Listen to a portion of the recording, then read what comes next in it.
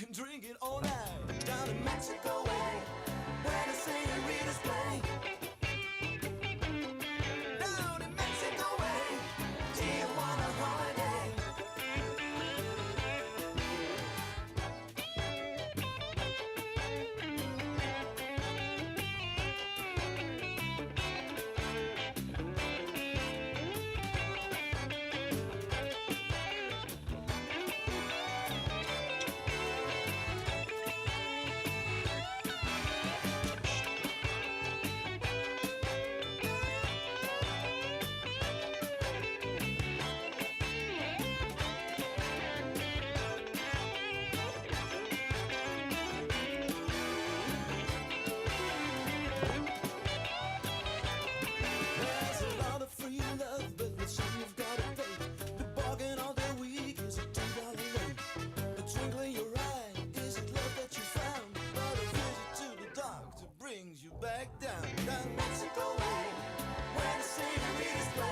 It says people are watching now, but I don't see anybody.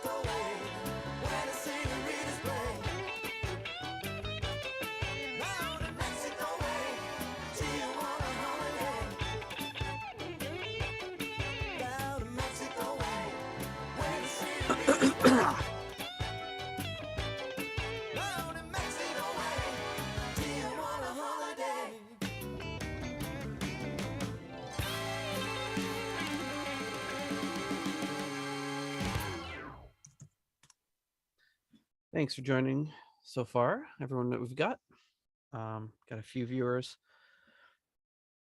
Meant to, well, I did post something, at least I thought I scheduled social media blast about it, but then when I checked my Twitter and everything, it looked like it didn't go through at all. So here we are. So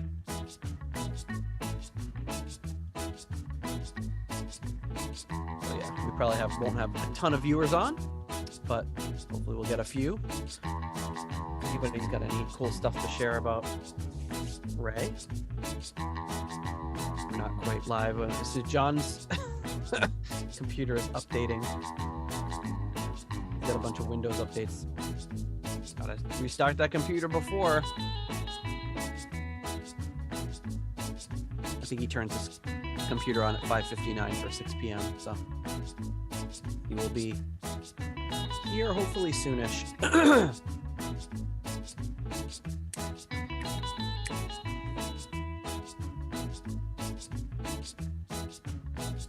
as soon as he's on, we'll jump right into things.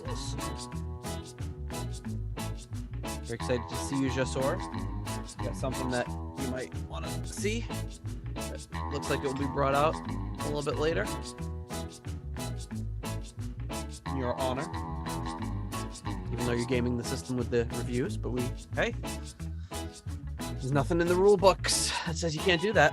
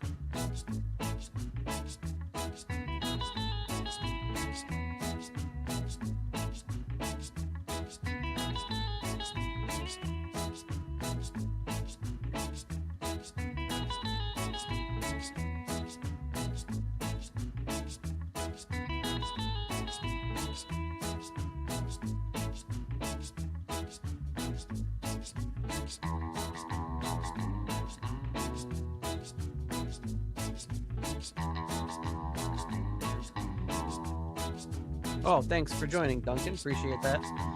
Yeah, we're just waiting on John's updates. Once his computer is updated, we'll get started.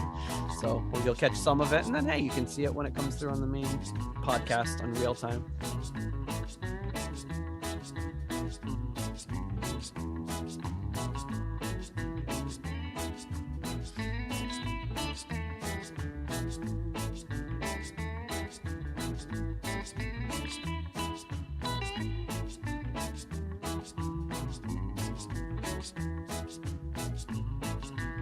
Oh, Duncan Sink, he did get notifications about this.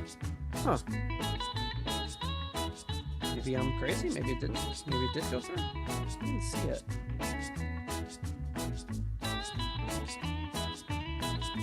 I'm not seeing. Maybe get notifications just now, but I'd scheduled something to go out earlier to give people a little bit of a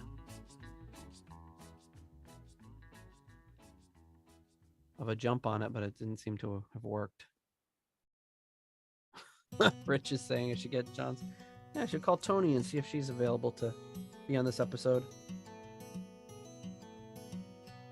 Last time I checked, John doesn't know what a whistle voice is.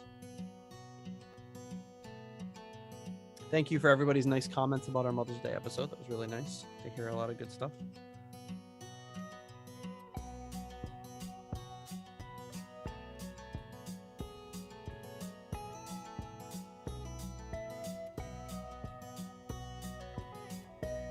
John will have his computer updated soon.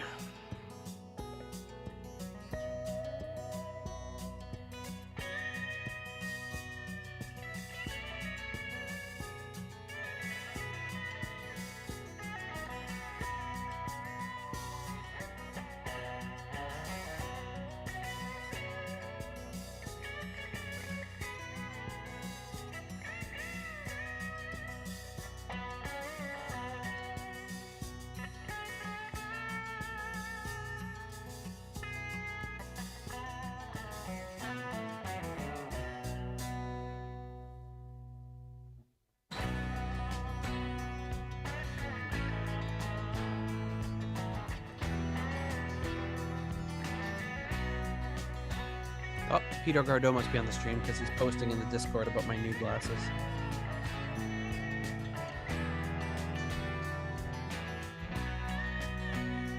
Thank you to anybody that's joining on such short notice. Really appreciate it.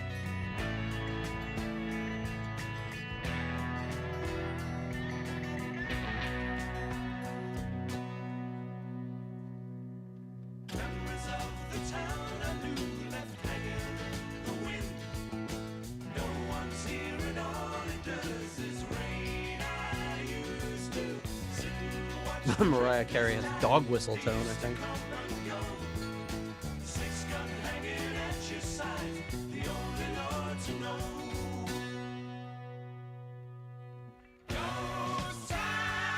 Ah, bonsoir, Rafcaf.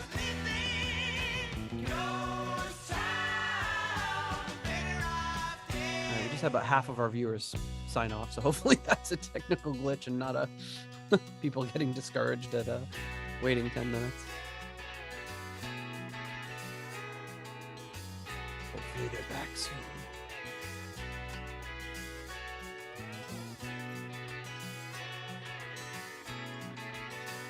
I'll take some chicken, Rich.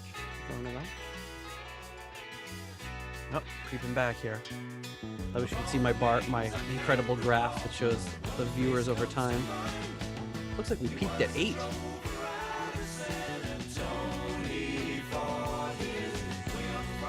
Usually when we do this, we get like 25-ish. So for the late notice here, figured it would be pretty small showing. Small but vocal and loyal showing. That's what we figured.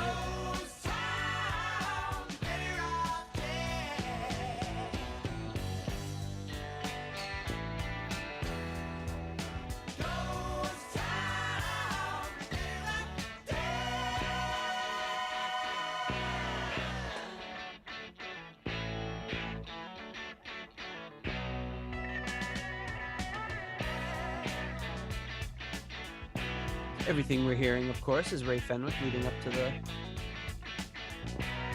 So I tried looking through videos, and I found an equal number of people pronouncing it Fenwick as Fenwick.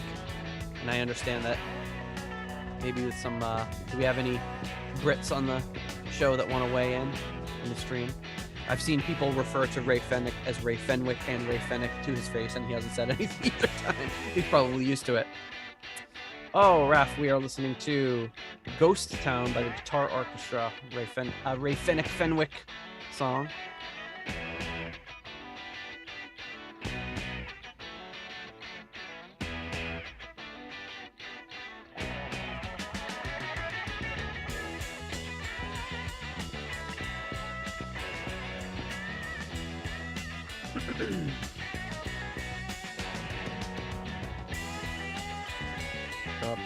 Apparently this is D.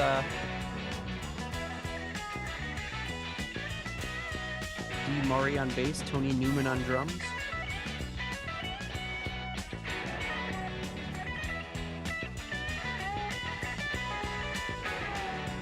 Co-written by Mick Grabham. I thought it was Graham, but Grabham. So I guess this is a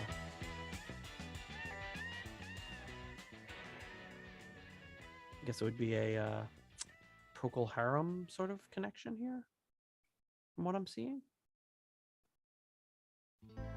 That is a great groove.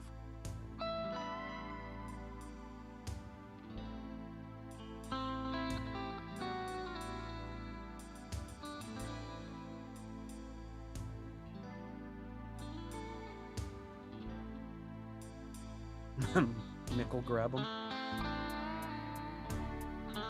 Yeah, all the background music is all Ray Fenwick stuff off of playing through the changes. Let me see if I can go grab it.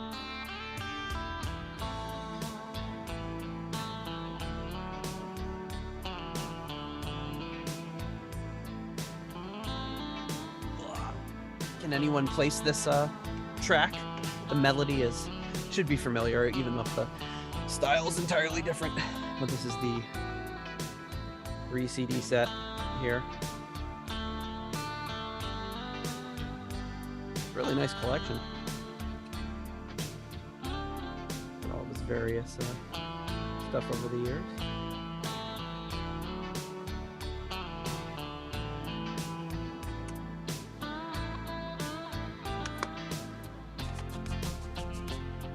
We'll hear some. You got it, Jonathan. Apache. Really used to hearing it a little, not quite so low key. Oh, your dad loves the shadows. There you go. Man, John must have a massive update here. Gotta get him to restarting this computer in the morning.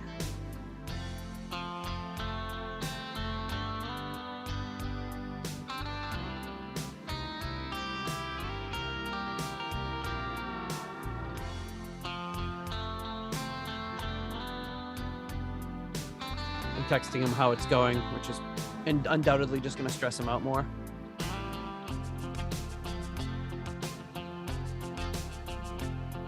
Oh yeah, Steven, you might have sent me a picture of this one. Yeah, I mean, I'm sure it was fairly low distribution. Cherry Red. They got really good compilation stuff they put out. They've done a bunch of Hughes and Trapeze stuff, and we've got a contact over there that is pretty cool and always good at tagging us in tweets and stuff.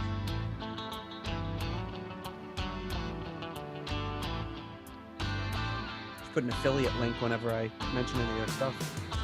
All the Ian Gillan band stuff too that Ray worked on remastering and putting out there. Oh, I hear the ding ding that John is joining us. He's gonna be exasperated. He's done.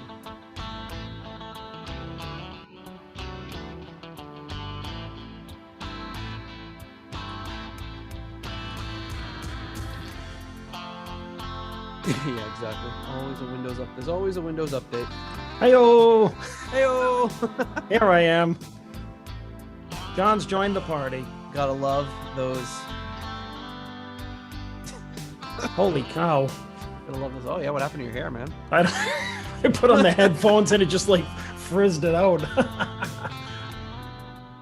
All right, what'd I miss? It's John late Matola. Yeah, there you go. Late to the party. John Windows Update Matola. Yeah, exactly. Whoa, what was that? All right. So how much did I miss? None of the episode because we can't start without you. Oh. Oh, good. But yeah. Well, so I guess we can get started now. I think we were just chatting, playing some background music of some Ray Fenwick stuff we're not going to play later on. So, did anybody chime in on the Ray Fenwick pronunciation? No. Is there a way I can pronounce it? It'll sound like I'm pronouncing it both ways. Ray Fenwick. I'm trying to see if it's Fenwick or Fenwick because I've heard it both ways. I don't know. Ian Gillan pronounced it Ray Fenwick on a live album. Fenwick? Yeah, but I mean, we've been saying Fenwick I've been saying Fenwick for 30 years. Well, if Ian Gillan says Fenwick with Ray on stage, then I'm going to say Fenwick. What live? Was it live at the Budokan or? Yeah, it was like a long time ago. I can't remember. I'm trying to find our live stream on on YouTube. Yeah, so I can see the comments and everything. All right. Okay, it's not what I want. Wow, we got a lot of episodes here.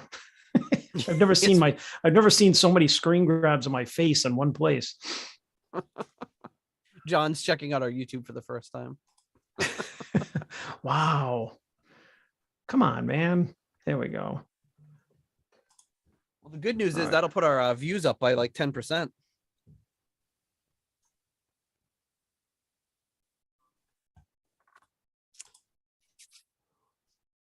All right, are you ready?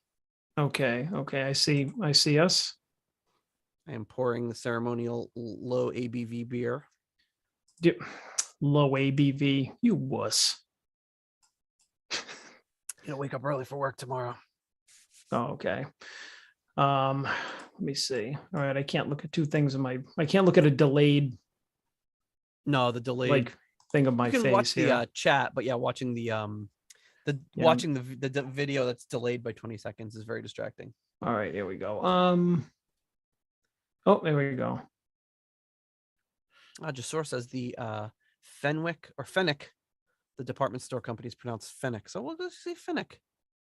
Wait a minute, am I logged in there? I pronounced it Quatermass for 30 years before people corrected that as Quatermass. So, well, you also gave up that trying to mention them every episode for like after like what, half a dozen episodes. It went for a while.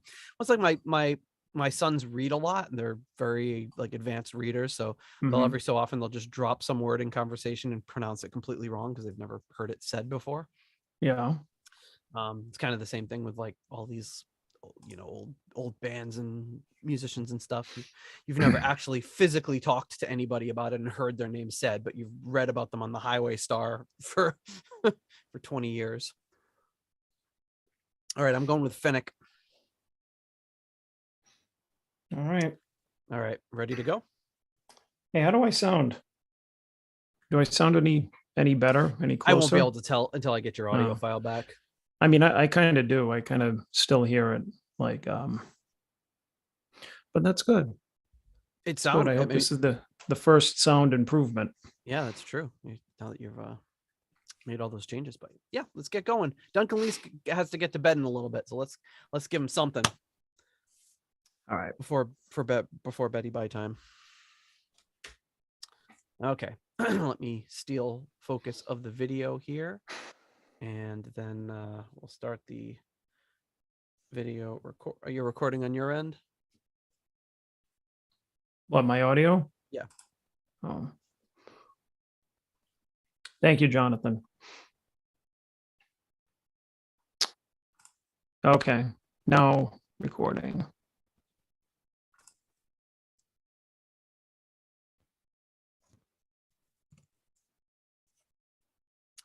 Okay, here we go. The lady's gonna say hello to us. Thank you, lady. Hello, lady. Hello, nice right. lady. Okay.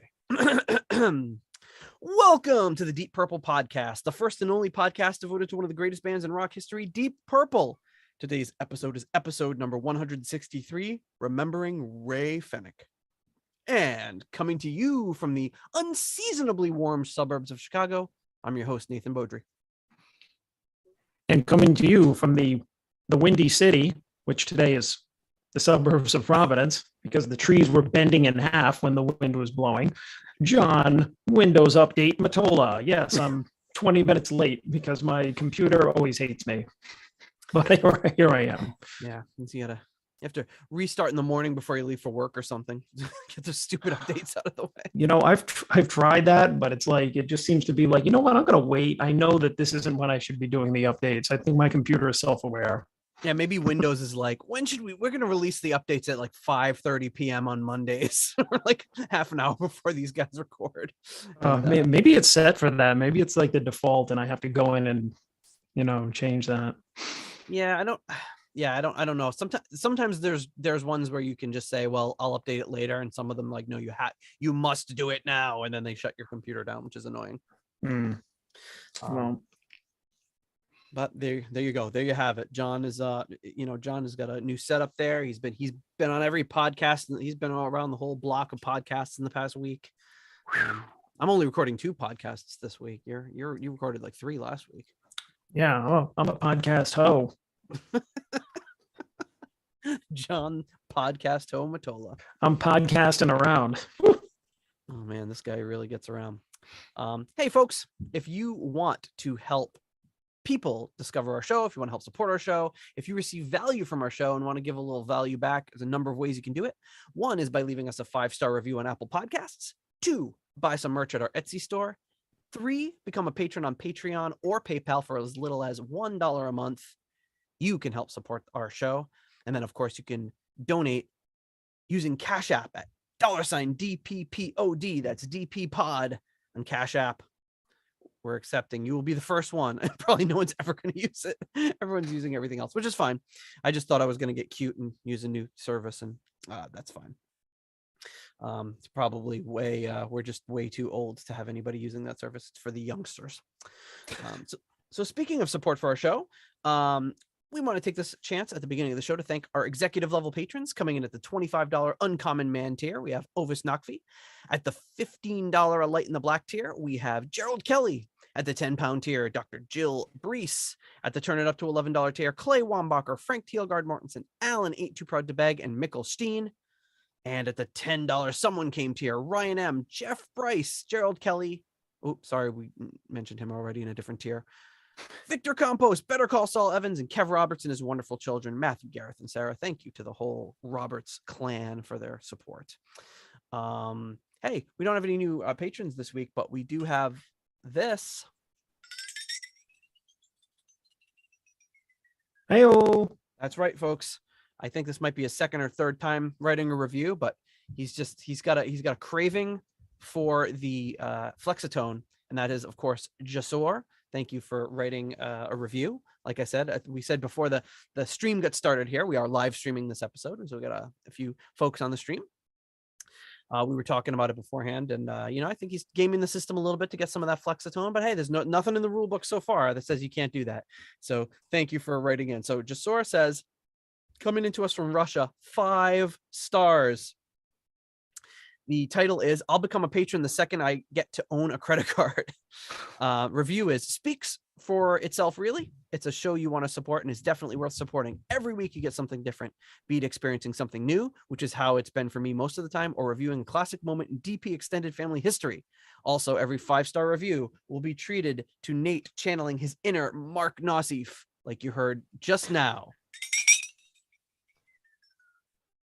So don't hesitate, fellow listeners. Thanks again, Jay. Well, thanks, Jasor. Appreciate it. Jasor is on the live stream, first live stream. So thanks for joining us. Thanks for writing another 5-star review. And that's how you get treated to the Flexitone, folks. It's a great tutorial for all you folks out there who are looking to donate to the show. It's very, very important stuff. Okay, so one thing we got to get to here is we do have a special segment here. Something that we have to discuss, something that's happened recently. If you're on the patron only Discord, and that's worth noting, I guess, if you're a patron, you get access to our patrons only Discord. You get access to our rating spreadsheets, to name a few benefits that you get for the show. But right now we have to talk about something a little interesting, and that is postcards from the edge of Connecticut. And this one is coming to us. It's not really a postcard. It's not a physical postcard, but we're announcing our first ever spin-off show from the Deep Purple podcast. It's a new podcast, brand new, as in like brand new, I think yesterday or the day before. And it is from our patrons, Peter Gardeau and Mark Roback. They started their own show, and it's called 70s Weekly Countdown with Mark and Pete. And listen to the first episode. It is great. It's a lot of fun. I guess they were inspired kind of by Peter's idea when he was on the show about reviewing the charts, and they're just kind of going through the charts and talking it. Two old friends talking. If you like this show because of two old friends talking, well then it's very similar feeling over there. Two old friends, great chemistry, running through the charts, making a lot of great information about the songs, and just a lot of good banter. So you have to check it out. And what could be better than, listening to the Gardeau and the Roback discuss hits from the 70s? The Roback. Everybody will just be the stump thing. Exactly. So what are we talking about today, the Beaudry? The Beaudry. Well, today we are talking about none other than the late great Ray Fenwick. So last week, actually a week ago today, we got the news that he had passed away. He actually passed away on April 30th. And 1 year to the day after he released this career retrospective 3 CD set, 60 plus songs, came out April 30th, 2021. He passed away April 30th, 2022. And yeah, I had been in correspondence with him, and we had him on the show as a guest, and we did an interview a while back. And yeah, I gotta say, like, often celebrity sort of deaths don't faze me too much, but this one kind of felt, it felt obviously personal because, like we've actually chatted with him. We had him, he was on our show for a good amount of time. We chatted before and after the show. And we've been in touch since, if he's had stuff coming out, and it just was really sad because it was one of those things, like I always just figured, oh yeah, we'll keep in touch and he'll come on again someday and we'll do this and that. And sadly that wasn't to pass. So really, really sad news. Really glad he got to put together this really nice set. You should definitely pick it up if you like what you hear tonight, or if you already are a fan. It's got great stuff from all over the place, and give you a little taste of his many, from the 60s through the 2020s, all the stuff that he's worked on. It's just incredible. So yeah, it was kind of a bummer because it's somebody who I really looked up to and respected, and was an influence on me for years and years. And he's not a household name like it's not like a Tom Cruise level where it's going to hit the cover of USA Today, but it's someone to us who's really important and really special, and ended up being one hell of a guy when you meet him. So yeah, any I don't know, do you have any memories from our chat with him, or just kind of over the years? What are some of your favorites from him?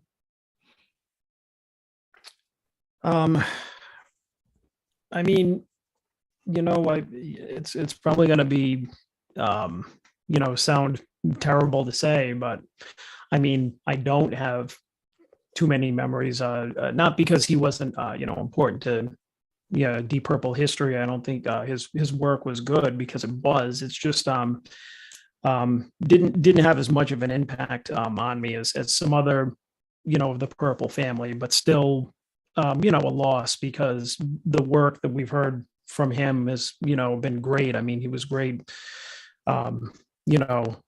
instrumental part of the Ian Gillan band. And I'm not as familiar with his solo stuff, even though um, we reviewed one of his albums, right?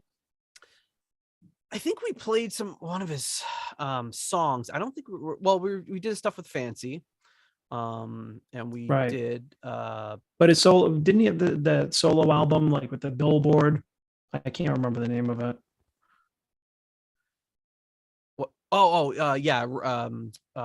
Keep America Beautiful, Get a Haircut. Right. We didn't review that one, right? You were just like, no, but I think we may have, like, in the very early days, played one of the tracks off of it, and I've got a track on that for this episode as well.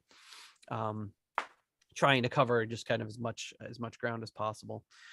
So in the Rich is still looking for takers in the chat to join with him to do the Deep Purple podcast where they review our episode every week. So if you're interested in that fruitless endeavor, you can connect with Rich in the chat today and I get that going. But I think, like, growing up, my main influence from him would have been Wizards Convention and Butterfly Ball, obviously, and then also the Ian Gillan band stuff. But then one of the things that I've got a bunch of them back there, a bunch of the CDs of the Spencer Davis Group albums, which I really, really liked. And I don't remember. I think I really got them because of Eddie Hardin, but Eddie Hardin and Ray Fenwick are both in that band, and I really, really dug them. And there's some of them that I listened to a lot. So we can start it off with one of his oldest tracks, and this is so I'm trying to kind of pick some highlights from some of the stuff that's important in his catalog that would resonate with a lot of folks that are fans, but then also a few deeper cuts and things that he was famous for. And one of the songs that he was really put him into the to the minds of a lot of people was this track, which is Crawdaddy Simone. So I think you might remember. I'm pretty sure he talked about that when we had him on the show. But here we go. My sharing doesn't seem to want to work. Oh, here we go. Maybe this will work. Yeah, there we go. So here it is. This is Crawdaddy Simone. This is from him with the Syndicats.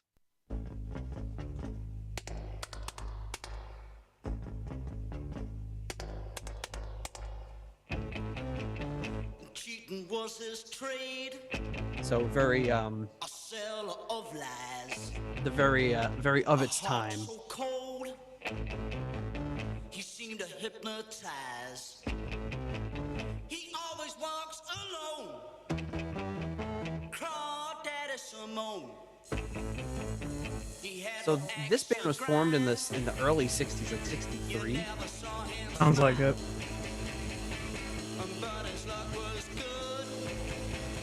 That like slap back on that hit in the beginning sounded like it was like I was getting a bleed in from the it was slapping back so much I thought I had something routed wrong here.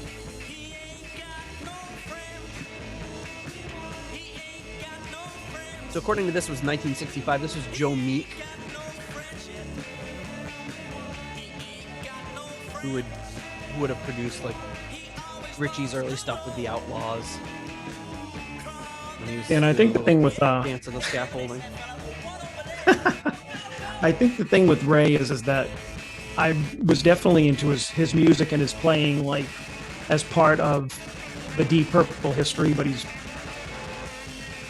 one of those musicians that, he's probably on a ton of stuff that I don't know. Yeah, exactly. On it. Like, if you asked me today to list who was on every, all the tracks from like the Wizards Convention, I'm not going to know, but, or Butterfly Ball or Ian Gillan band, like, I'm not going to know any of that stuff offhand. That's what they got Wikipedia for. Yeah. This is like, you could tell this was recorded, like really, it's really distorting. When they Yeah, got for a really minute I loud was there. just like, I thought maybe there was something wrong with my headphones. It was gonna blow. I have it like at the super low volume, and it was like blowing my eardrums out.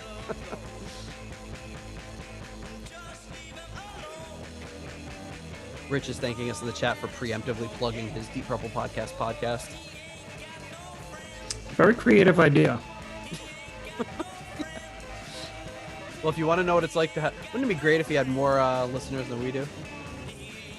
He's like, guys, what are your numbers? And we tell him, he's like, oh, that's like 25% what I'm doing. With me and somebody else in the chat here.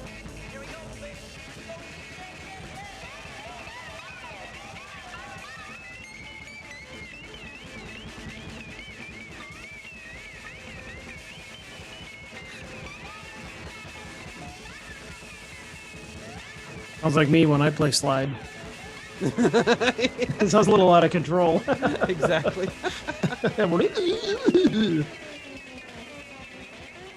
Some of that 60s stuff is just like, it's out there, man.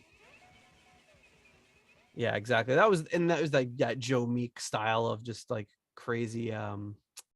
So Michael in the chat's suggesting that we're pronouncing Ray's name wrong now. I don't know. But yeah, I'm hoping not. But we've tried to narrow it down. Yeah, Jonathan's right. It did sound like his slide work sounded like the Flexitone. It did sound a lot like that. But yeah, great little early number by Ray. The next one I've got here is from his album that John was just referencing. So this one is called where is it? This one is the first track off of his Keep America Beautiful, Get a Haircut album. And this one is called Stateside. Oh, this is a cool album.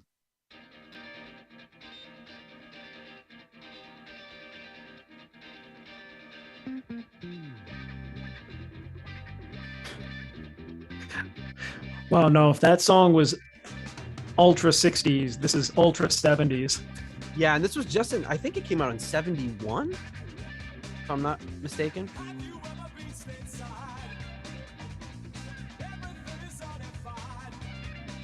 Great.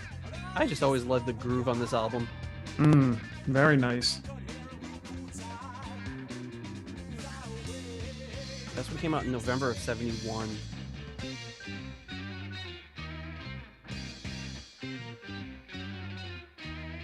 I mean, it sounds like it came right out of lifted right off the soundtrack of like a blaxploitation movie. Yep. Like, here comes Blackula. And this one's like interesting when you look at the actual album cover. It's one of those like, what do you call it? Like Captain Beyond style, where this song is Stateside, but it's got 3 parts. Part 1 is Mr. Straight, part 2 is The American Way, and part 3 is Jesus Song. So I guess we're in the first part here. They loved to do that back then. I think when we talked to him, he mentioned that this... I think it's like all real trippy. You know, you can hear little bits of like what he did with Gillan too. You can tell that he was a main influence in the writing in that band.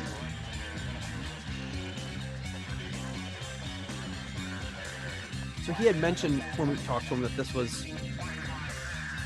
there was like a mural or something at the hotel that they were staying at. I'll have to listen back to the interview where they had something like that said like "Keep America Beautiful, Get a Haircut," and that's where he got the idea for the album. Mm-hmm. But you've got all these long-haired, shaggy, like Vietnam-era soldiers running past the billboard, and the billboard's a giant picture of Ray Fenwick sitting there cross-legged on the billboard.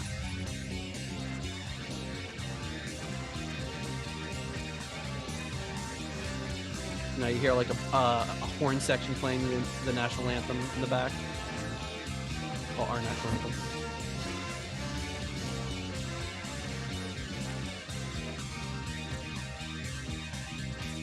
Michael in chat saying this is similar to Cut the Cake by Average White Band.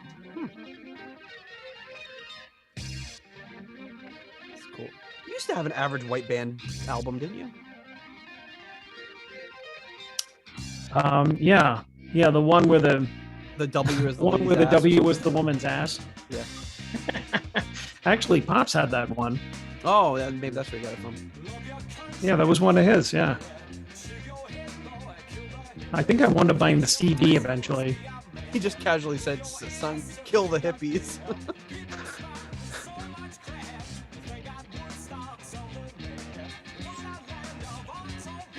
Was he vocalist too? Or was it somebody else? This lists guitars and vocals by Ray Fenwick. It says bass is D. Murray, drums Nigel Olsson, steel guitar BJ Cole, Peter York on percussion, Eddie Hardin on organ. So this is a pretty good. So it's in parts it's the Spencer Davis group minus Spencer Davis. That's some fat bass. Yeah, it's so good. This sounds like Funk 49, where they have like all their keys and stuff, and their change in their pockets, and they're shaking it all. Some fat percussion too. This whole track is fat. With P-H-A-T. P-H-A-T. Okay.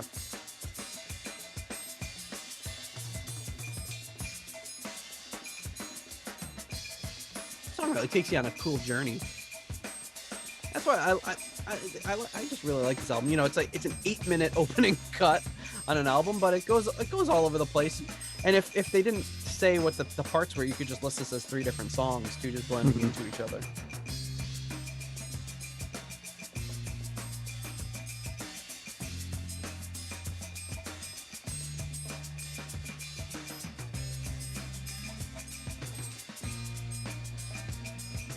So Nigel Olsson, he played drums for Elton John. He played drums for Uriah Heep briefly.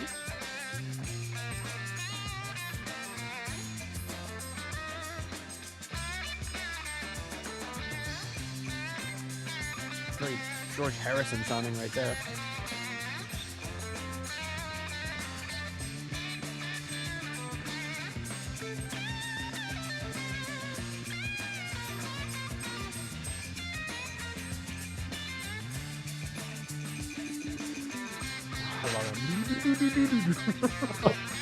Can't get enough of that. Wow. That's a wild bass.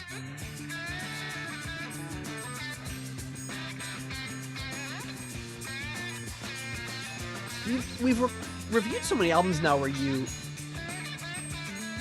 we listen to stuff and we're just like, it's just not gel. It doesn't sound like there's chemistry and it's not gelling. And like this is like so the opposite of that. These guys, even though this is the best I can tell, this is just constant making fun of Americans, which I'm totally down for. Totally deserved. But yeah, this sounds like a group of people that's really comfortable playing together, and it's probably because a lot of these guys did play together in Spencer Davis group. Well, because there are definitely no slouches here, Nope. as was pointed out in the chat. Just so in the chat has pointed that out.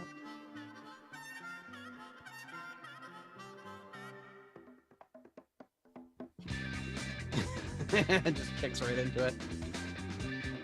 But here we are almost 7 minutes in, and so far no real like crazy guitar solos.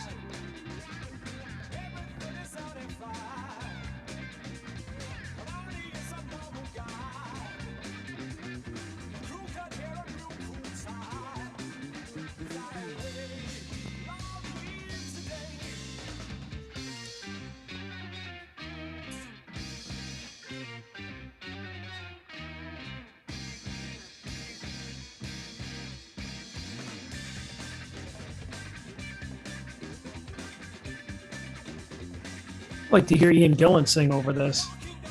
Oh yeah, imagine what he'd come up with. Although these vocals are really good. I really like Ray as a singer. We'll hear him on a few other tracks today, obviously, but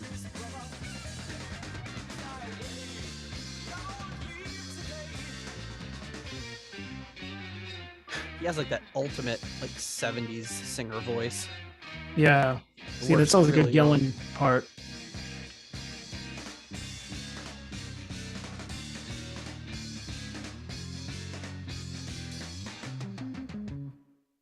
I love it. Oof. Ooh, just ended it on that dissonant note. Yeah, if you threw in some flexitone and some like rototoms, that would be an Ian Gillan band. It could pass for an Ian Gillan band, and like one of Colin Towns' kooky little patches, like so, like some like one of his little cool patches he uses would be so great. I'd say that one was pretty long, but I agree that you said it's quite a journey. It's definitely interesting. Yeah, that would have been Yeah. nine Captain Beyond songs in that amount of time, but but it was split up into those 3 parts. It was really cool.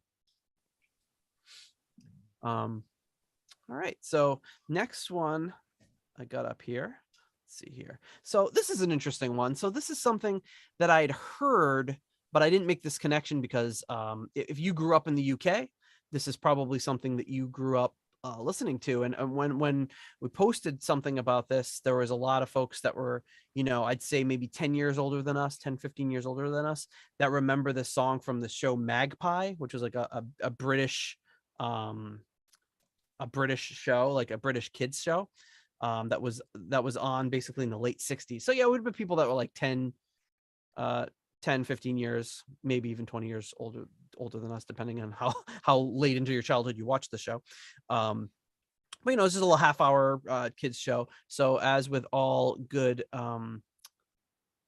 shows on the BBC, I grew up watching a different show that had this beginning, and that was Danger Mouse. But it starts off with this.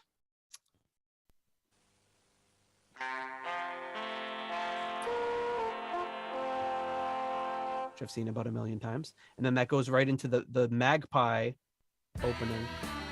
Oops, is that the right one? No, it would have been this one. This is the actual.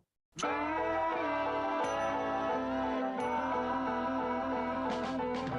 for sorrow, 2 for joy, 3 for a girl and 4 for a boy, 5 for silver, 6 for gold, 7 for a secret never to be told.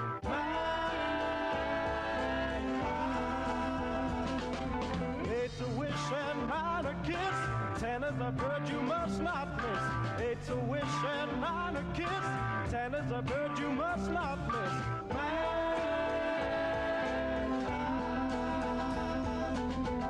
Turns into this very like day in the life sort of sound towards that little end section. That's a pretty badass theme song for a show. And then if you grew up watching the show, you're probably super, like, you hear that and it probably conjures up these amazing nostalgic memories. But there's even more of a song to it. So it's actually a whole song by the Murgatroyd Band, which is actually just Spencer Davis Group with a different name. But do you remember, like, growing up when all kids shows had badass music like this? Yep. Like the 70s Sesame Street music was incredible. Electric Company, Schoolhouse Rock, those are the songs that are the shows that we kind of grew up on that had similar awesome music.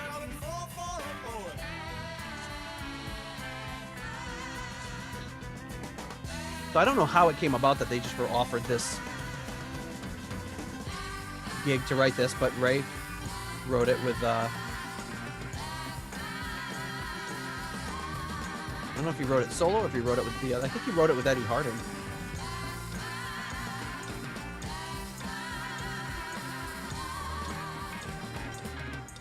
So this kind of reminds me like what it must be like, when have you ever heard like the full song for like Family Ties or Golden Girls or something? You hear the full, like, there's an actual song that's like 3 minutes long. It's like weird hearing the rest of it. Sounds like something would be in Jesus Christ Superstar. Yeah, for sure.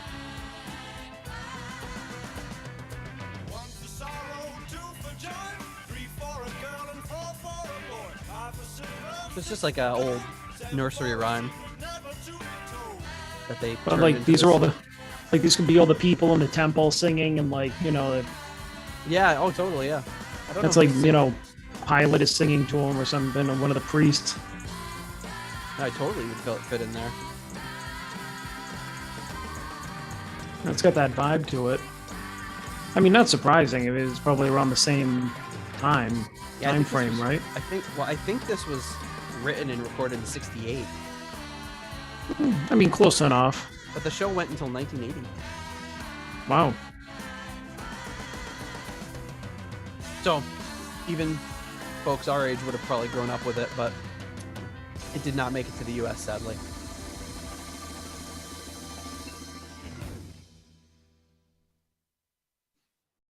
Nice. Well, there you go. A little magpie for you. Here's a magpie for you. So, speaking of Spencer Davis, so like I said, I got all those Spencer Davis Group albums behind me. And one of my favorite Spencer Davis Group albums, or probably my favorite one, is the album Glugo. And here's just an awesome song that actually reminds me of a song that you wrote. And I would like to hear your take on it when we get to it, to see if you know which song I'm talking about. But let me switch monitors here. Let me get this song up for you. Here's another Ray Fenwick song for you. And this one is called The Screw.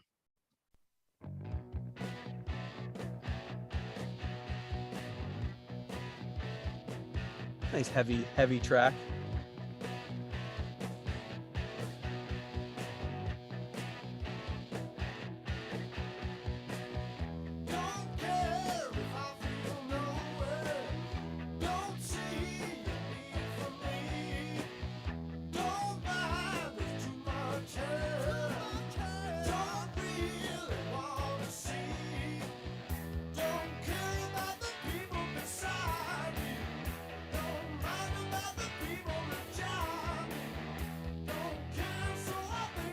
Well, if you're comparing this to something that I wrote, I am very humbled.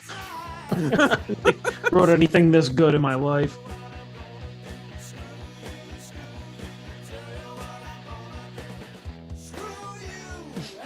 I've been playing ever since Ray passed away. I've been playing this album around the house, so now my kids have been running around singing this one.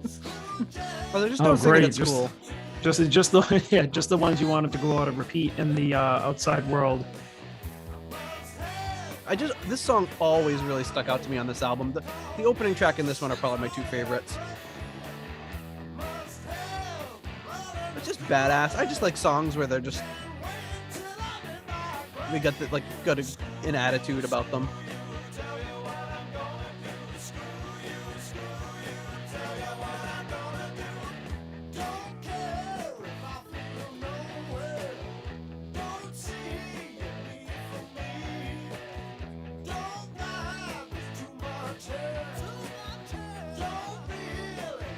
And I love that.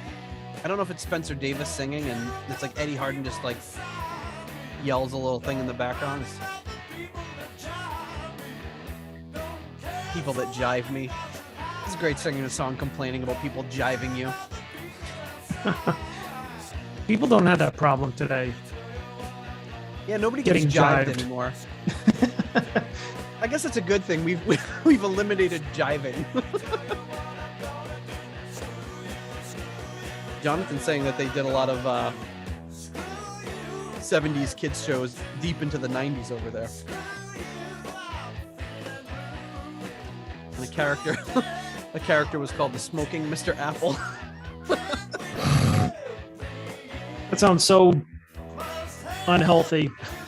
That's an apple. Apples are healthy. But a smoking apple? Does a smoking apple keep the doctor away, or just a regular apple? Yeah, just sort of saying it's a punk-like chorus on this one. That's what I like about it, even though I'm not a big punk fan.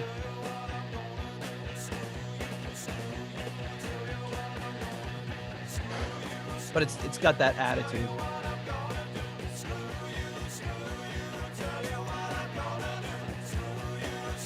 So,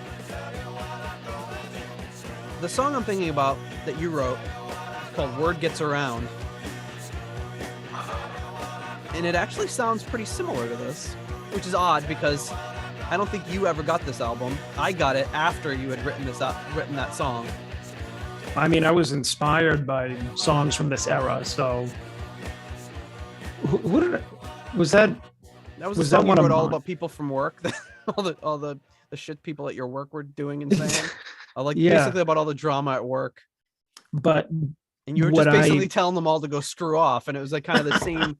It was kind of the same. It's funny because it sounds like you were inspired by the song, which I know you weren't, but it also has that same kind of attitude, which is like my son's playing Fur Elise upstairs on the piano, so sorry about that. And it has that same kind of attitude and that same kind of like just punk sort of feel to it. So, but I mean, I'm like, I remember it, but did I record that alone or with you or with E-Rock? You recorded that with Neil and E-Rock, and then recorded it together for my album like shortly after that. We did? Yeah. Did we ever put it on that, or was that just like? Yeah. It was on the album. Huh? What do you know? No wonder you remember it. There were 3 of those, so 2 written by you and 1 written by E-Rock from the Hamdingers era that ended up on my album. Oh wow, I forgot. We recorded them all like with you and E-Rock on guitars and me on drums. And then, although I think that one might have been Dave on drums, but we recorded 2 with me on drums and you guys on guitars. And then I went back and did like the bass and the overdubs after. And then, but we recorded it simultaneously into your 4-track and into my 8-track. So we had the same rhythm tracks so that you guys could do with it what you wanted. And I did with it what I wanted. Right. And then I did I think I did bass on both versions, but then you guys did vocals on one, I did vocals on the other. So it was kind of like a. Right. Yes. Okay. Now I remember. Wow. Yeah, I forgot about that. It's interesting though how like you said, I mean, I didn't own this album or hear this song, but it's interesting how just him being in bands that I liked. I mean, obviously I'd heard Ian Gillan band and just other music from that era, like this style of music and how it just kind of seeps into your subconscious, Oh, totally, yeah. That's really interesting.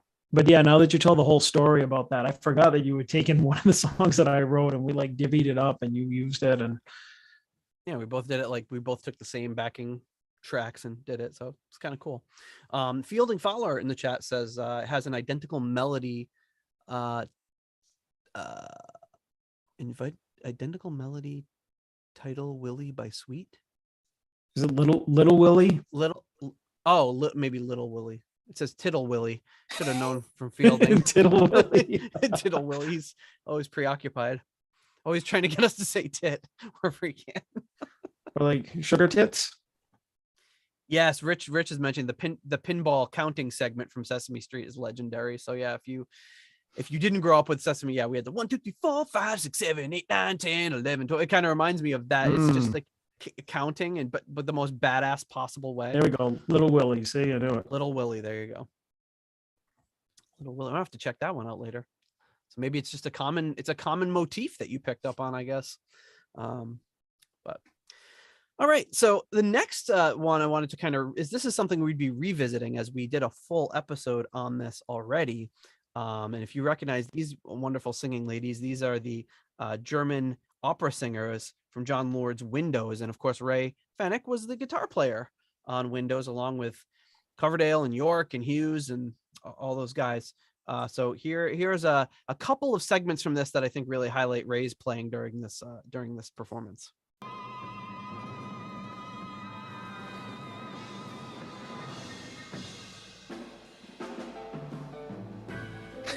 That guy. That guy's Bernard Schroeder's hair.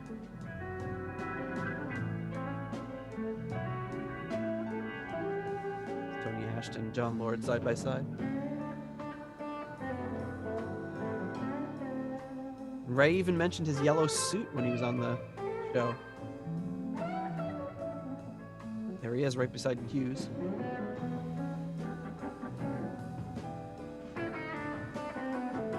Tony Ashton with his golfing hat on. They had great style back then.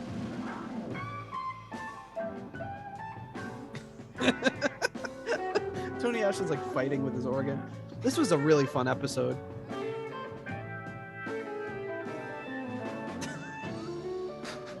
Tony Ashton is hamming it up to a level I don't think I've ever seen before.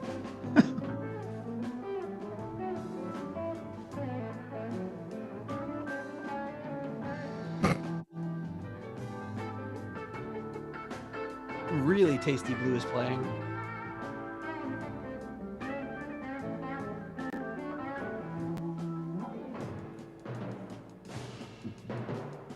Then it goes into a drum thing, but then there's this other segment here that I think is definitely worth.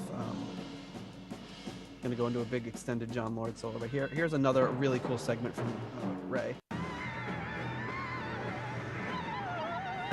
The ladies go crazy, then Ray always follows them. Yeah, this is cool.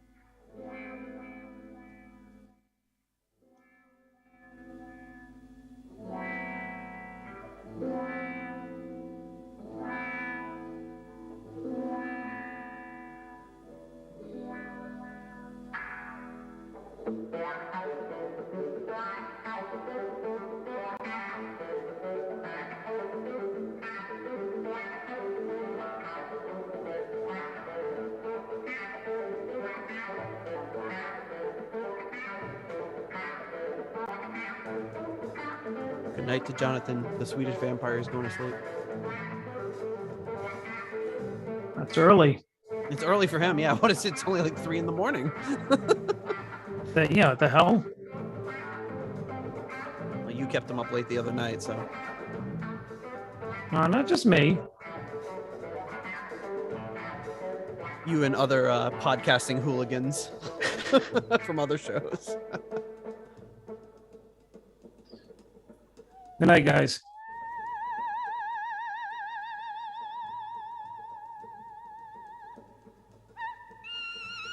Now that's whistle voice right there.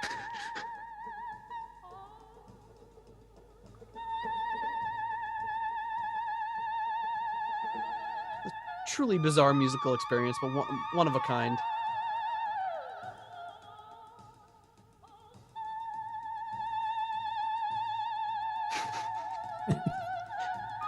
It'd be funny if you started whooping it up in the background. You see, it's like sounds of the high-pitched noise, like the dogs start joining in. Whoop, whoop, whoop.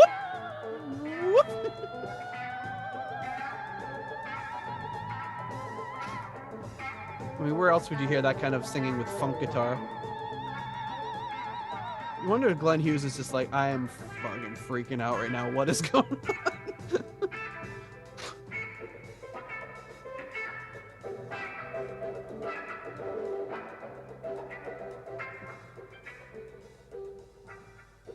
Coverdale sitting right behind Ray there. Where is he? Oh, I see him.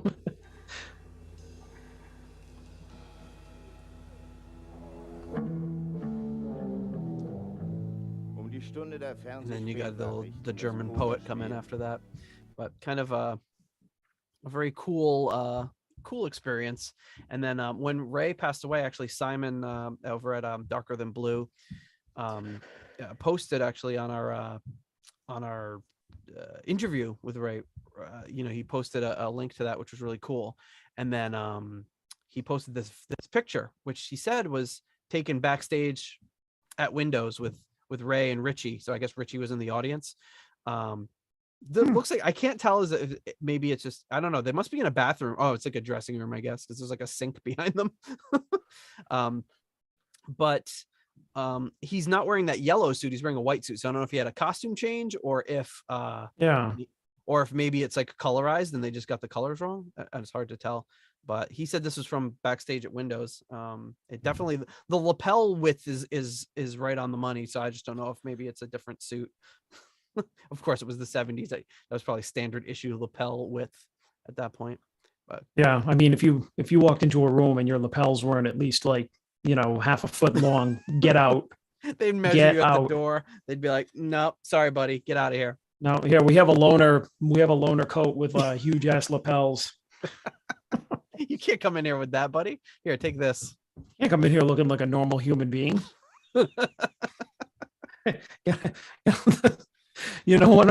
When One of my favorite things was, I don't know if you remember, E-Rock talked about threatening somebody once, and he was just like, yeah, I'm gonna grab them by the lapels and then like scream in their face or something like that. And just the visual of somebody grabbing somebody else by the lapels and shaking them always made me laugh. Like Classic move. He's just like, you son of a. And lapels back then would be very easy to grab. So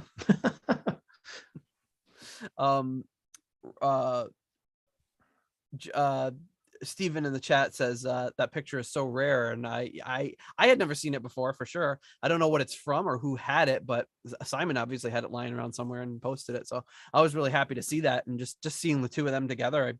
I knew they obviously be aware of one another, but I don't know of anything they ever played on together. So that was kind of cool. It only started making the rounds this week, right? That picture, or like the end of last week? According to me, I mean, I'm sure there's people out there who have seen it, but it's pretty rare. It's always funny to me when people are like, look at this super rare picture of the Beatles. I'm like, first of all, I don't think there's such thing as a rare picture of the Beatles. But but then it's like you're posting it on Twitter, so it's like now it is infinitely copyable, so it's by definition not rare. However, every so often a picture, you see a lot of the same, especially in these groups, like, oh, look at this guy, and it's like, yeah, we've seen it a million times. It's like, oh wow, a picture of Mark II, never seen that before. But this one truly is like, I've never seen it before, so it might have just, that might be the first time it was ever digitized and put online, for all I know. So next up, we have, before we get to our patron break here, song that I mean, I would be remiss if we didn't play anything from this. So of course we've got to get this one in there, and that is of course the song "Fly Away" from the Butterfly Ball. And I wanted to play this one because I think it really highlights Ray's guitar. That really. That kind of like watery sounding reverb on the guitar. It's just a really cool sound on this. It sounds almost, I don't know if he's using any slide in there, but it's just very bendy and sliding into notes nicely.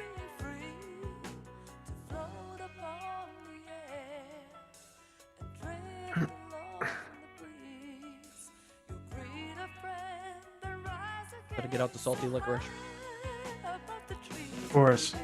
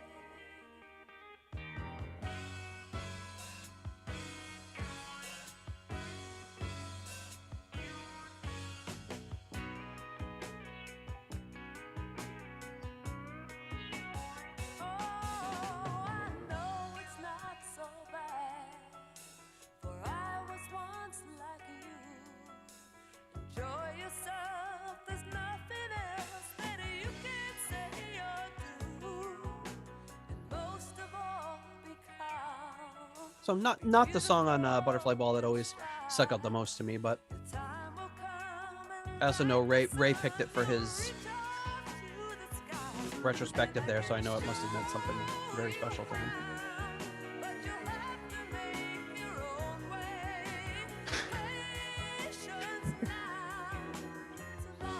him. No, this isn't Yvonne Elliman.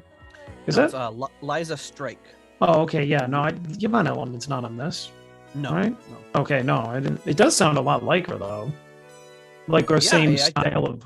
I think it would be. It's too bad she wasn't involved in this. Liza Strike, who was one of those backing singers who was on a million different things.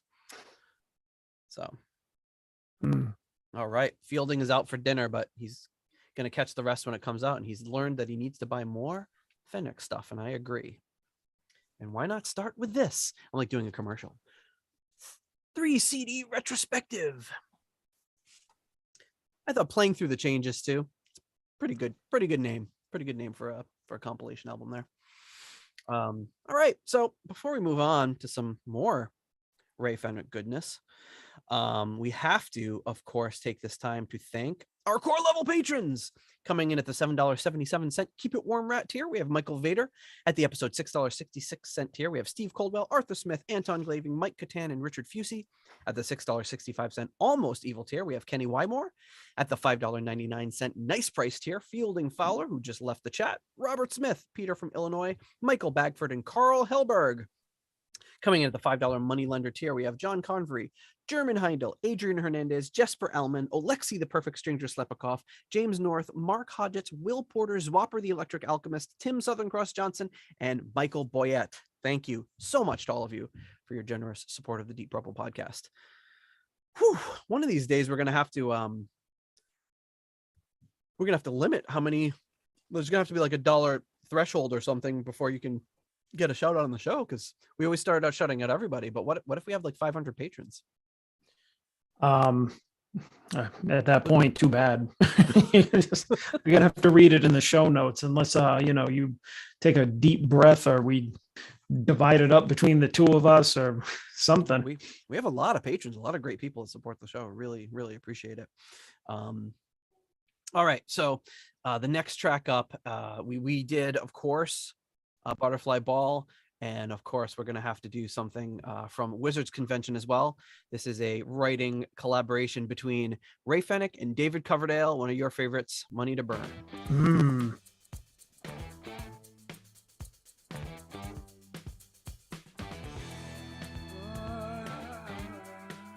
And just thinking about, we talked about it a million times, but the difference in style and production, recording, songwriting, and everything from between 5 years prior to this and when this came out, it's night and day.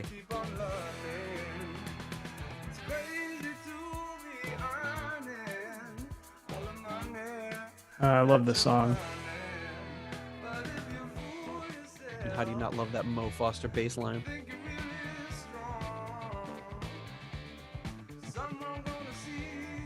Rich said, remember when I first heard this, and my best rare picture.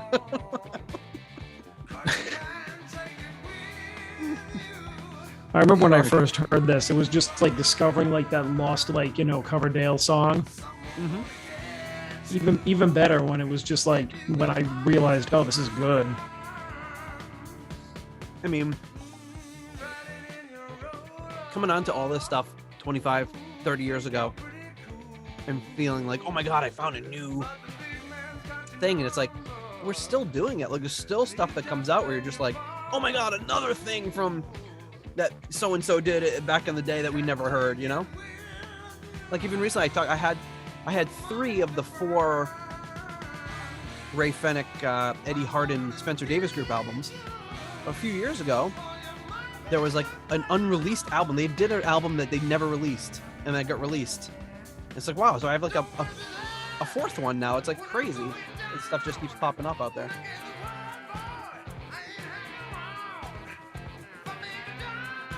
I feel like it's easy to focus on the bass and on Coverdale, but listening to what Ray's doing is really interesting to the song.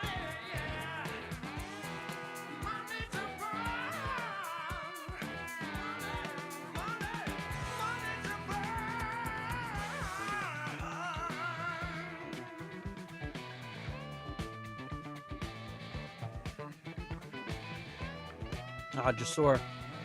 Yes, you're. That's actually Behind the Smile. He's referencing Behind the Smile from Butterfly Ball. That's another good one. The Coverdale song from Butterfly Ball, which is also really good. And they have the weird woman spinning and changing masks and stuff. Very bizarre.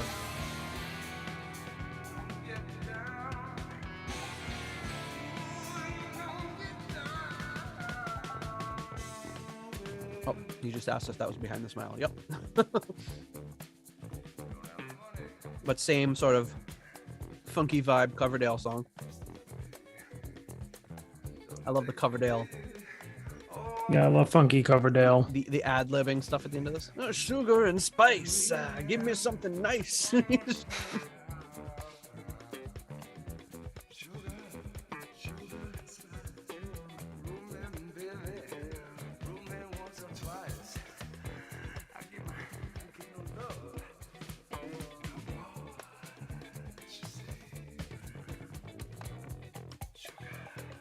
And Husey has a similar sort of outro on his songs on Wizards Convention where he's like, to lose, yeah. And he's got that same sort of like reverb on his voice too. Like a flangey sort of effect on his voice.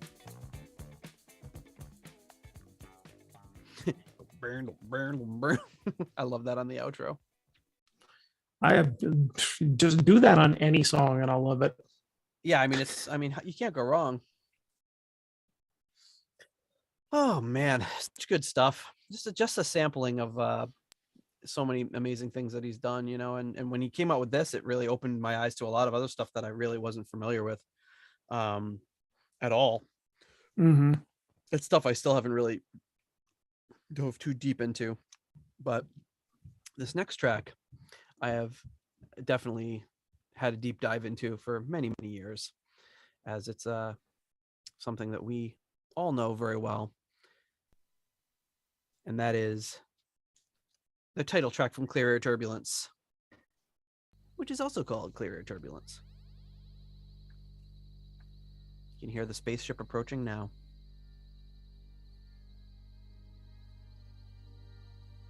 Oh, Duncan, you're not a lightweight for cashing out now. I wouldn't be on the stream. I'd be if I was like midnight. I would have been asleep. I'd be like, I'll catch the episode when it comes out.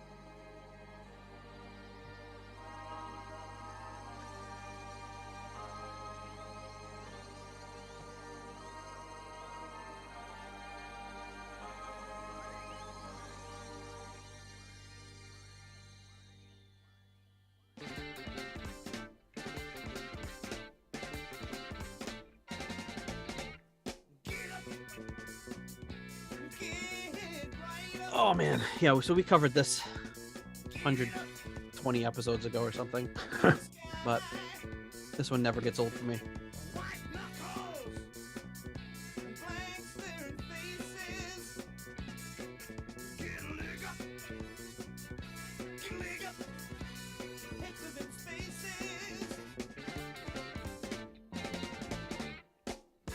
And that's such a great, I don't even know if you call it riff because it's not really repeating.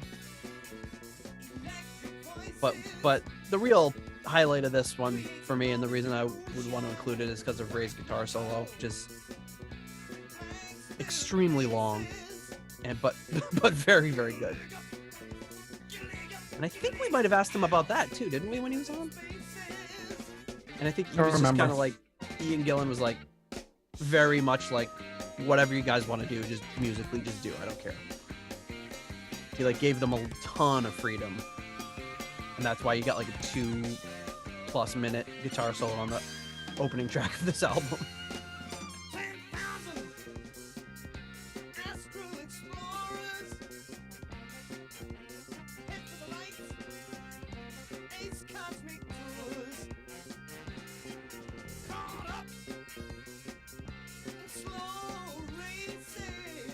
The growly Gillan voice is always good too.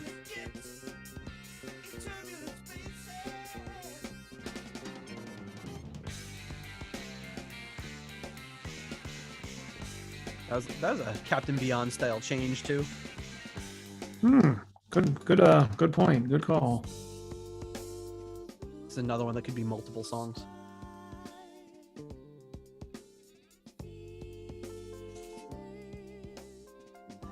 Some tinkling electric piano. I don't know if it's a Fender Rhodes or...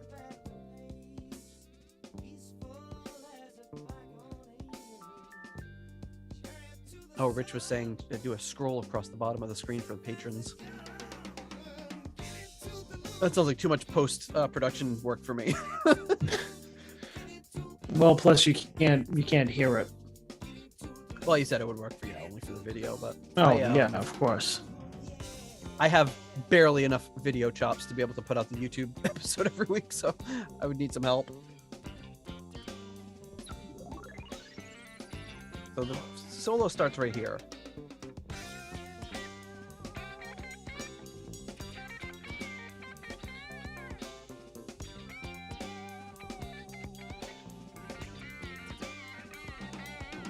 Very jazzy.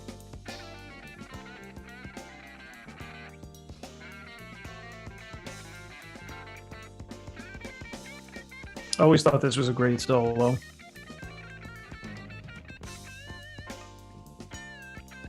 Saul is saying this could be his best album, and I would definitely agree. Except with the could be. I think it's his best album.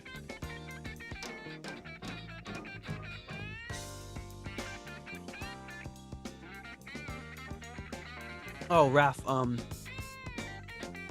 says he couldn't figure out the words in the chorus. I talked about it in our episode that when I used to listen to this album and while I was vacuuming a church, I always used to sing "Get into Duluth," meaning Duluth, Minnesota, in the United States, knowing that I was wrong. And it's being like, well, that's stupid, but that's what I think he says, so I'm going to sing along. And for years, I sung along to it. And then when the internet came out, I Googled it and looked it up. It was probably pre-Google. Or maybe it was more recent. I don't know. But I looked it up, and the words are, "Get into Duluth." So what do you know of that? Weird lyrics.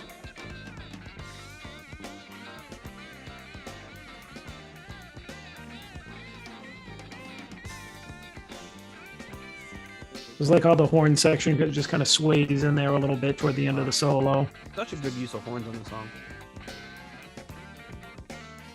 It's a good use of everything. These are monster musicians. So good. We're at the 2-minute mark in his solo right now.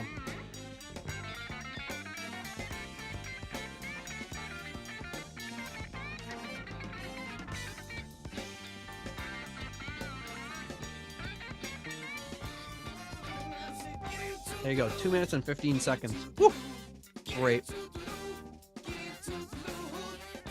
It's kind of it doesn't necessarily sound like his style, but it's Bolan-esque in its approach. Interesting. I love how they just go right back into this with like a renewed energy too. Probably because John Gustafson needed a break. So fast. I've never tried to even figure out how to play this. I should do that.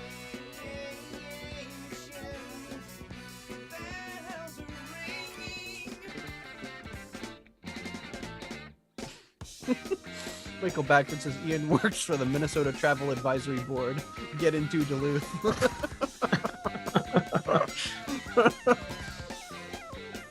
like that.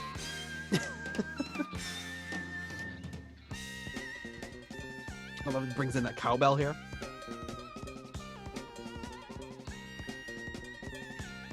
It's such a fierce reprise of this section.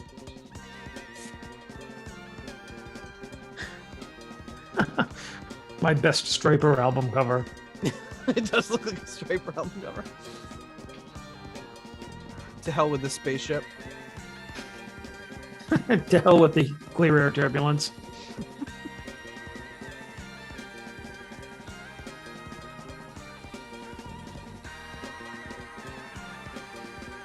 Speaking of Striper, I don't know if you follow anything they do, but I guess that not to get off on a tangent, but I think it's funny is Michael Sweet is part of a kind of a super group now. Yeah, and I saw that with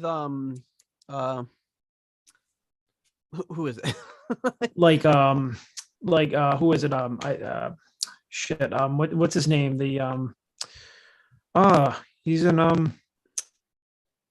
saw it the other day and I can't think of who it was. Like and I think it's Marco Mendoza. Yep. It's Tommy Aldridge. Who's the other guitar player? He looks like Doug Aldridge, but he's not. It's going to be bothering me, but it doesn't matter. The point is that he's one of the guitar players. There we go, Joel Hoekstra. Yep. Yeah, I knew it was somebody else Purple related. Right, so it's two of them are like the guitar players. He's not a vocalist on this, and so I was like, oh, he's in a new video. So I figured I'd check it out because, he's always this proponent of making new music and, he's actually really good. So I'm watching the video and like they're showing shots of him. Like, is he wearing like an eye patch? Like he's wearing like this, Michael Sweet's wearing like a pirate eye patch. Really? And so I'm just like, what's up with this look? So I go to like his social media and I'm looking, I guess he like recently had like a cataract or some kind of eye surgery. and he needs to keep it covered up. So Oh wow, basically, he's wearing like an eye patch. And that's a I just badass like, look. I mean, why not? but I mean, at first, just like knowing, I don't know, you know what I mean? It was like, okay, Striper is all about the yellow and black. And then just out of the blue, not knowing any backstory, he just shows up like, you know, just wearing a friggin' eye patch. And I'm like, all right, what is this now?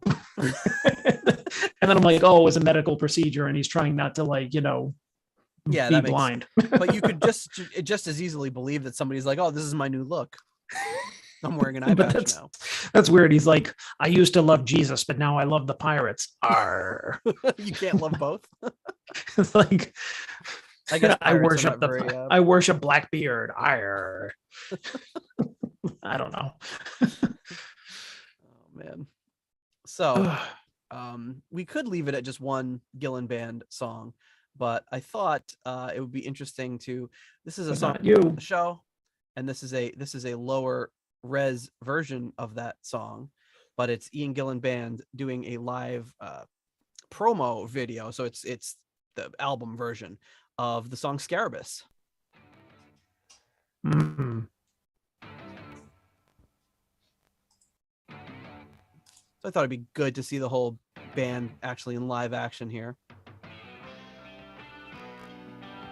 And the audio quality is not great, but it's a promo from 1977. See Ray strutting around the stage in his vest. Johnny Gustafson, Mark Nossif, Collins there somewhere.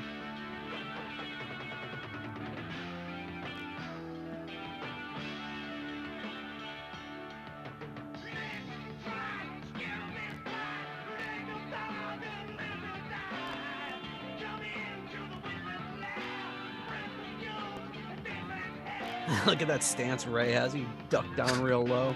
It was like a praying mantis.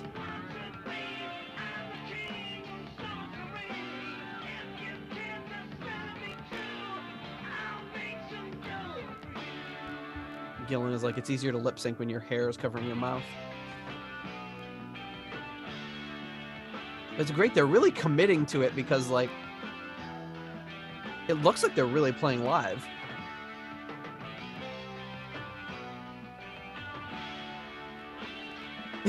Gillan's wearing a shirt that says Jamaica on it. What a card. He's always been the same. He's just like, well, if I got a cool t-shirt that's has nothing to do with anything, I'm gonna wear it. I don't care.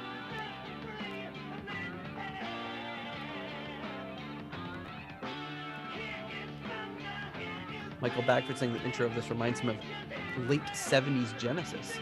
There you go. I don't know if I've ever heard any. Any late 70s Genesis? Yeah. Yeah, I think I've only heard like the I've heard like the Peter Gabriel stuff, and then which I think he left in what, 74, 75 or something. Then I've heard the 80s stuff ad nauseum on the radio. But yeah, there's probably when Phil Collins took over in the band, like originally, I don't think I really am too familiar with that stuff. I'm not even that familiar with the other stuff.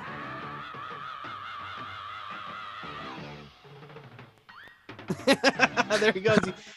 Did he hit the flexitone with like a drum? How did he do that?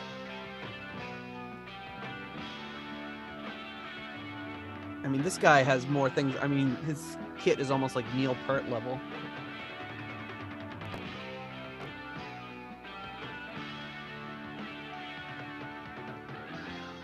Everyone's chiming in to let it, but we're getting the chat late, so we're seeing the answers to all the questions we had earlier about who was in that Michael Sweet band. I wonder if he got that. I wonder if Bob Marley gave him that shirt, because we know Bob Marley and Ian Gillan used to play pool when they were in the Ian Gillan band, so maybe he got it for him as a souvenir. See, that's the kind of things I would ask Ian Gillan if he came on the show. He'd come on and be like, "Oh, these bozos want to interview me. They're probably gonna ask me how we wrote Smoke on the Water." And I'd be like, "First question: what was it like playing pool with Bob Marley? And did he give you that Jamaica shirt?" I'll be like, "Oh, I thought they were gonna ask me boring questions, but they're asking me questions I have no idea what they're talking about." Or we could like alternate. You could ask the really obscure questions, and I could just be like, "So, how long did it take you to grow out?" Cool song. How long did it take you to grow out your hair? and he'll be like, all right, this guy's an idiot.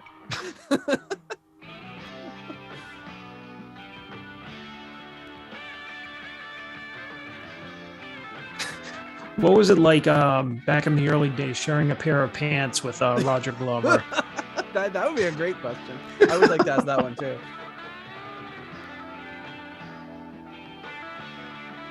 Ray is probably hoping they're not looking at him because he's not really miming that. Like Ian's like, oh, that was pretty good.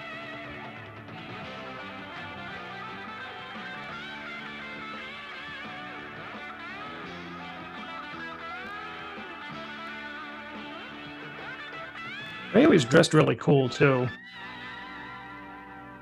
And he had that like kind of like proto 70s like afro thing going on.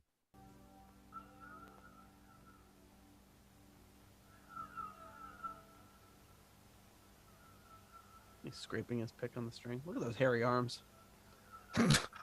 Ian Gillan mentions in his autobiography, he talks about Ray Fenwick and how hairy he was. And he tells a story which I think I had it on my list to ask him about in the interview, but I was just like, it might be weird. But there's a story about he like pulled down his pants and sat in some guy's like hors d'oeuvres. And like the guy in the rest and like a hotel was being a dick to them. So he like went over and he pulled his pants down and sat on his hors d'oeuvres. And then he said that the guy, maybe we talked about this in the episode, the guy was smoking a cigar, so he put it out on Ray's ass. And he was like, he had to like go get ice for his ass because it got burned by a cigar. Antics. Because I remember Ian saying, I wish I had the page marked, but he says something about I could probably find it on Google Books. He says something about like Ray Fenwick is a unnaturally like hairy man. I'm gonna look it up while we look at our next thing here. It'll take me a minute to find it. All right. So next up, got a few left here. This is one I think I had found pre us doing the show. I had stumbled upon it. It's not even on YouTube, but it was on Vimeo. And it's so this song, and I had brought it up to Ray when we interviewed him because I said, hey, this song is awesome. The song's called Queen of the Night, and it's Ray. It's just billed as Ray Fenwick by himself.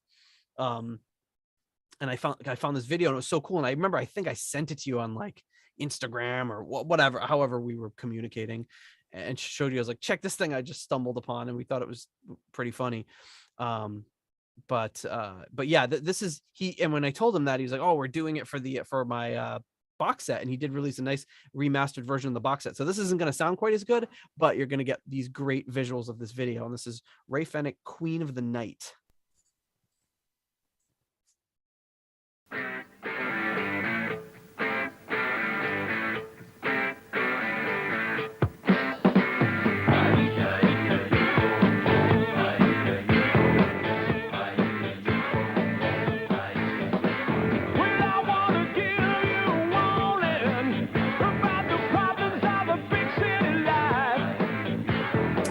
I like the guys dancing up there on the balcony. They're having a good time. For the queen of the night, down every back street where all the girls meet. Queen of the night with a switchblade knife. Down every back street where all the 70s girls disco meet. chicks. Queen of the night with a switchblade knife. Hey, it's a couple of solo tracks that you played already are just prove that he's got great chops, like great songwriting skills, like can really lay down like a really catchy groove.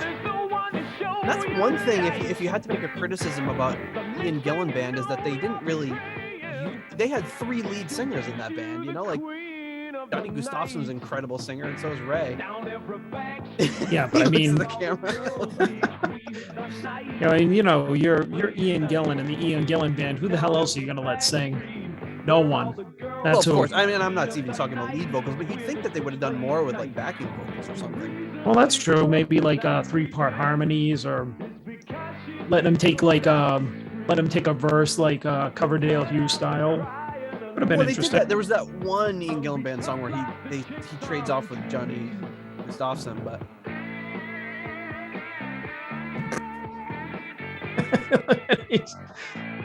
he's getting molested by this chick over here while he's trying to perform. He's like, I'm trying to do my solo queen of the night. Give me some space here. He's like, come on, sugar daddy.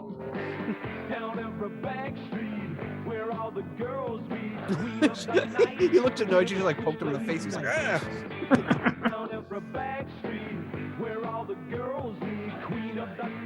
Dancing in front of him like, pay attention to me. When are you gonna stop recording this video? Who's that dude?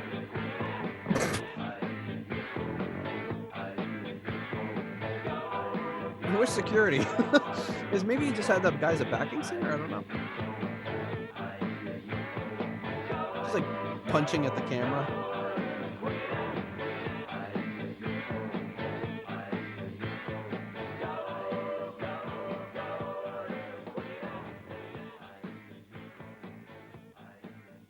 I don't know what you call that dance, but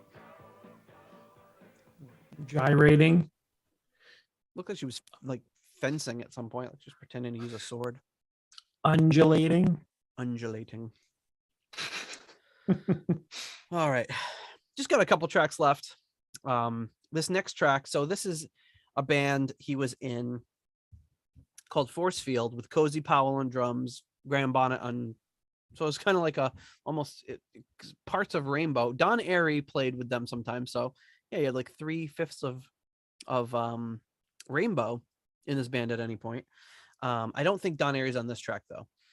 And this is the band Force Field, I think, like I just said. And the track is called, if I can find it here. Maybe I have it. Oh, it's probably over here. This track is called, this is again off of his compilation here. It's called Hit and Run.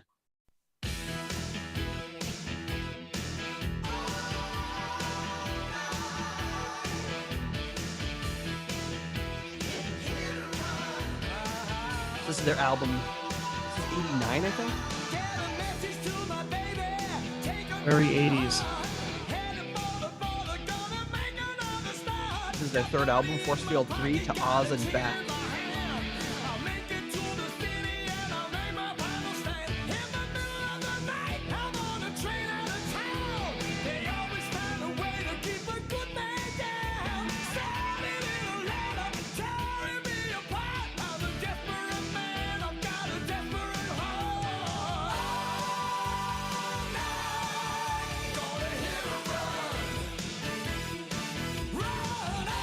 I'm late on the chat, but Matthew Willette said the intro to Scarabus reminded him of Rush's Fly By Night. I totally get that.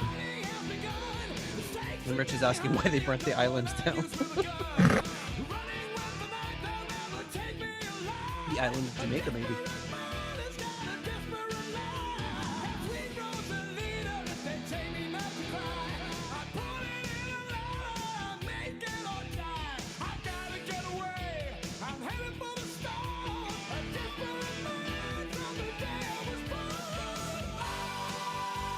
Graham Bonnet with that powerful vocals there. Yeah, good Graham Bonnet vocals. I mean, you know that I don't really mind the 80s sound, but I don't know if I'm really digging this. I feel like it sounds a little too slick. Yeah, I mean, it's of its time. I think all the Force Field stuff that I've heard, I mean, pretty limited, but it's very, very.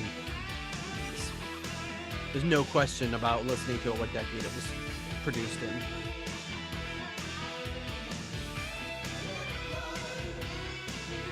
You know, like if you said like Cozy Powell, Graham Bonnet on this, it'd be like, why? Like this could be a drum machine for all I know. Yeah. Michael Backford saying, of course, it sounds like a montage in an 80s sports film. Classic montage sequence. Mm-hmm.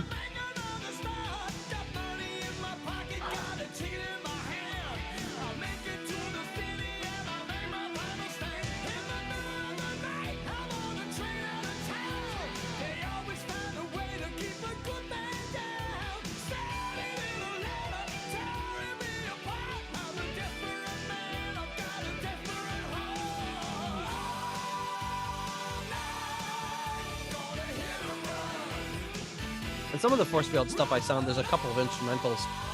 It really kind of showcased Ray's playing even a little bit more. Very, very slick though. Almost, I mean, not saying this to be funny or anything, but it sounds like smooth jazz, really. And Ray did do some stuff like that with that sort of production with those kinds of solos. Yep, that's right, Saul. That is Bonnet playing or singing.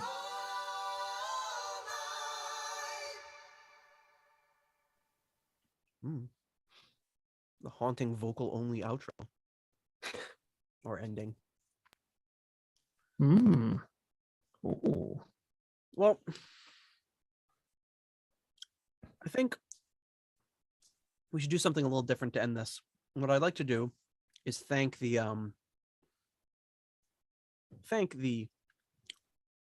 foundation level patrons.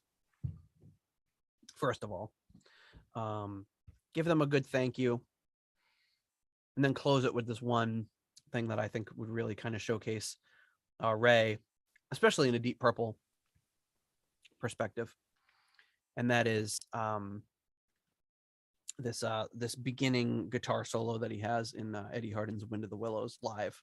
But before we do that, thank our foundation level patrons. Coming in at the $3.33 halfway to Evil Tear, we've got Rafcaf, who just left for dinner. At the $3 Nobody's Perfect tier, we have Ian DeRosier. Wait, did I say Peter Gardeau? Peter Gardeau! Ian DeRosier, Mark Roback, Duncan Leask, Stuart McCord, Flight of the Rat Bat Blue Light, Ivan Fjeldbu. It's a great life if you know we can. It's a Runar Simonson. It's a great life if you know we can. It's a And then, of course, JJ Stenard. Coming in at the $1 made-up name tier, we have the dearly departed Leaky Mausoleum, Stephen Somerville of Concerto 1999 Phonetic, Spike the Rocket Cat, Hank the Tank, Private Eyes, Ashton Lionel, Spike's Mom, and Blackmore's Tights. Thank you so much to all of you for your generous support of the Deep Purple podcast. And we will close it out with this performance. She said, this is Eddie Hardin's Wind in the Willows. So it's kind of it's a children's story tale. Done on stage. It's a live performance by all of these many great musicians. And it has a few it's similar to the Butterfly Ball in that you've got a guy reading from the actual book, then they do these musical segments and they go back. So some of it's a little weird, some of it's a little hokey, but John Lord and Don Airey were on stage with Ray during this, with a bunch of other. Graham Bonnet was there as well, Tony Ashton, Eddie Hardin, obviously.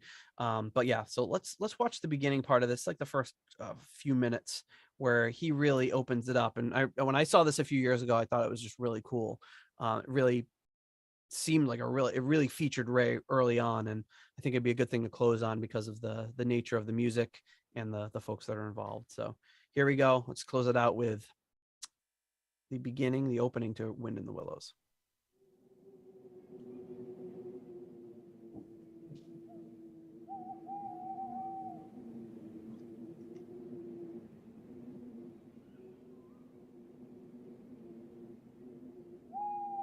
So the opening here is a full moon, some clouds in the sky.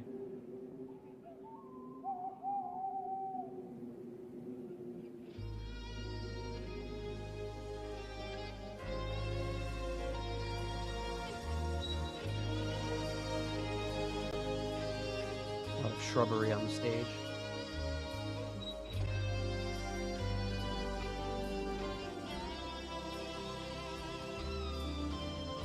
There's Ray.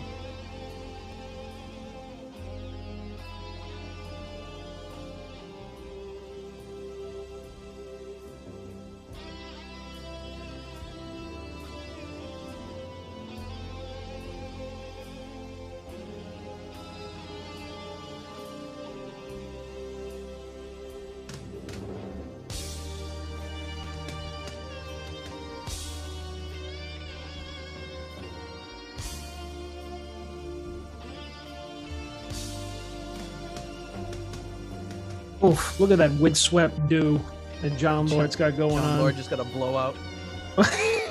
It's special for the show.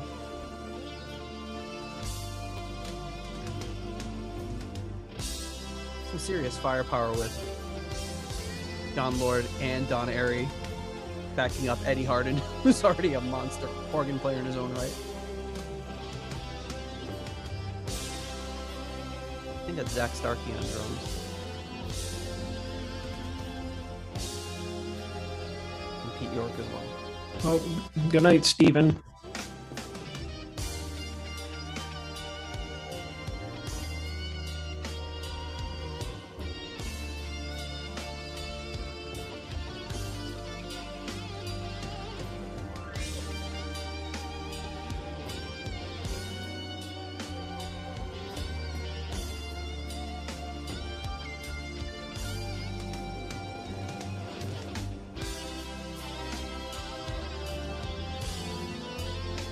Pete York with that stash. He looks like any of the 50 to 60 somethings around in the Chicago area here.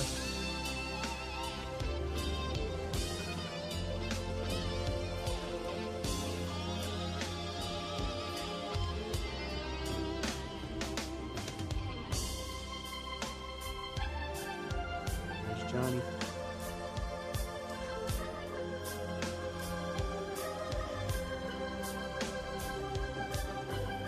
I love when he went for that Jesse Ventura and the Predator look. He does look like Jesse Ventura. John the Body Lord.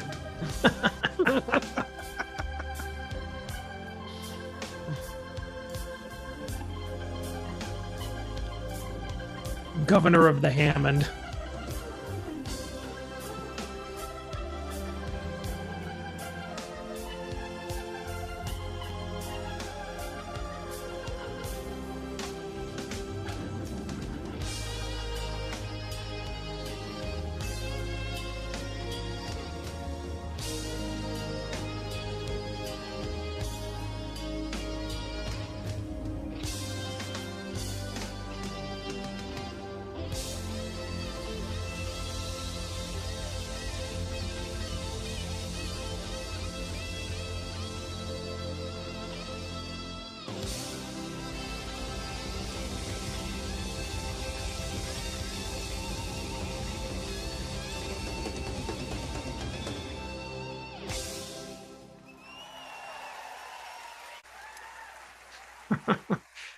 That was great.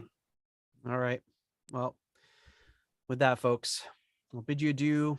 Remembering Ray, and go listen to some great Ray Fenwick music this week, and celebrate this amazing career and this amazing guitar player, like we just did.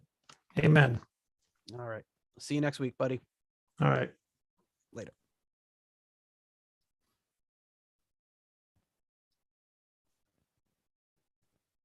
All right. Gotta switch my computer over. All right. And that is a close. Now you're in behind the scenes territory on the chat here, for those few of you that have stuck around. Actually, it's about as most people we've had the whole time. About 10 people. Thanks. Yeah, so everybody's behind the scenes. You got time to solo. Yeah, so yeah, hopefully thanks guys, thanks for joining us in, and hopefully next time the announcement will go out properly, give a little bit more notice. But we had intended to do what we were calling an emergency episode last week when we first heard, but John was booked on 2 other shows, and I had a crazy work schedule that week. And John, it's hard to nail down John to dates when he's recording 6 podcasts a week. How would you stop?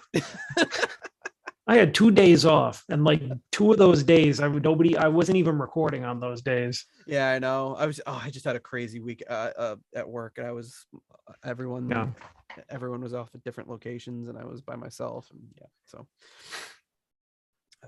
all right, so with that, we'll end stream. Thank you everybody for joining us. And if you're looking for this on YouTube, I'm sure it's going to get banned, so don't bother. But hey, maybe I'm wrong and it'll pop up and you can watch it, but we'll see.